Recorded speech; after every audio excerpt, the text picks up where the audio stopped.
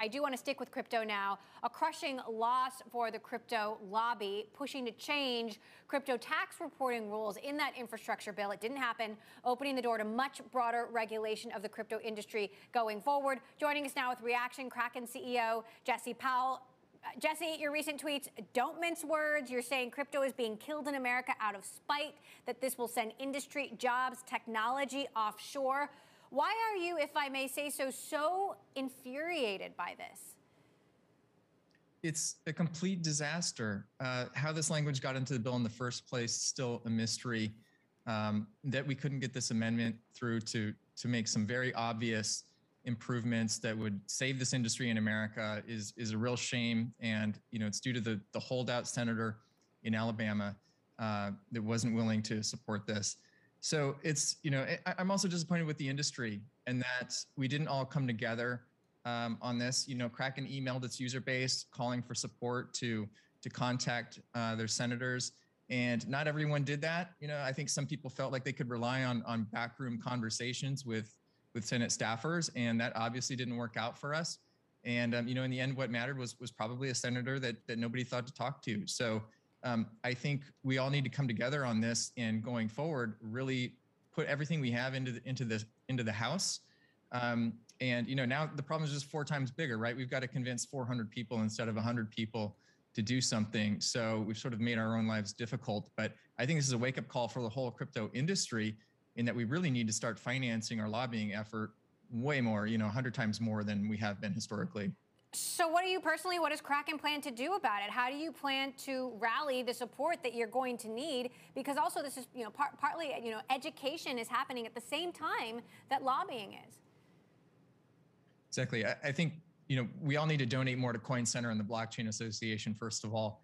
Second, I think a lot of people in the industry are talking about how they can set up a PAC or super PAC, or how the industry can come together and finance the politicians that are on our side and put more into educating those who aren't.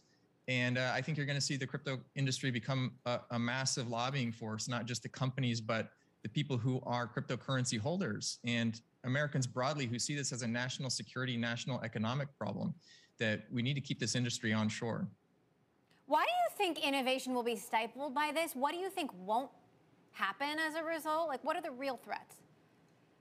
Well, as it's written, the bill basically says that every time you tip a barista, you have to get a 1099.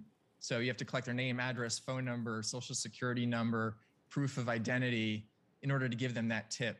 And this is saying basically the same thing for the blockchain, that anytime anyone in a chain of a transaction, be it a software developer, a node operator, a Bitcoin miner, a wallet operator, anyone in that chain who's facilitating a transaction must collect tax information, identity information, and report to the IRS, which is just completely nonsensical, completely misunderstands the technology, and is not even possible, but basically makes criminals out of everyone who isn't doing it, and effectively kills the industry and kills this technology in the United States, which means all of those businesses that are generating tremendous amounts of tax revenue, all of these software developers, everyone, the mining industry, which we have recently received a huge influx of from China, will all just have to go back out of the country because these people have basically been made to be criminals by virtue of being forced to do something that technically is not even possible to do.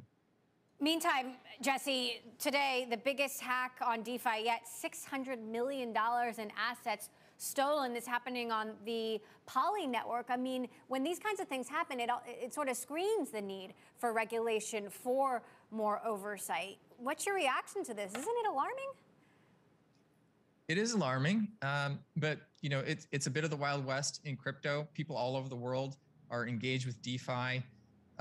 We try to do audits on things as much as we can.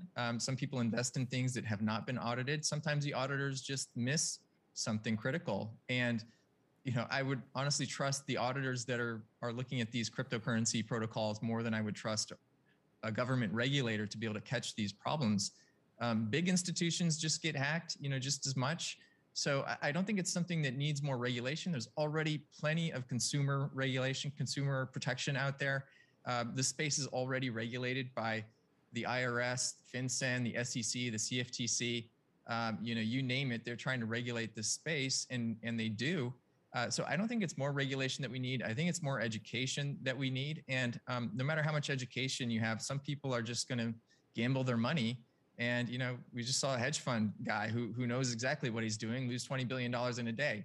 So, I don't think it's about needing more protection from this. I think it's about more education. Well, and as DeFi continues to expand, though, don't you think there are going to need to be more guardrails?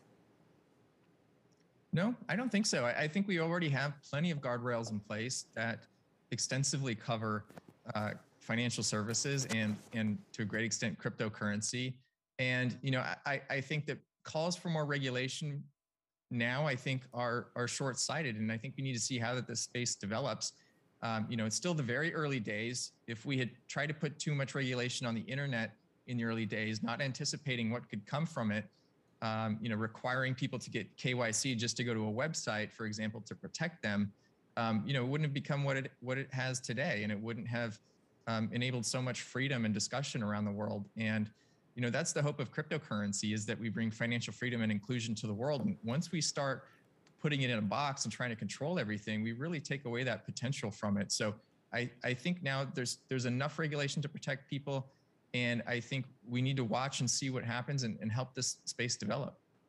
So look, there's obviously been a lot of volatility. I'll just pick on Bitcoin in particular just in the last few weeks. You, of course, have been on the show talking about it going to the moon, infinity, Mars, beyond. I mean, do we have any new metaphors given what you've seen of late? Are you still as optimistic about these, otherworldly potential here?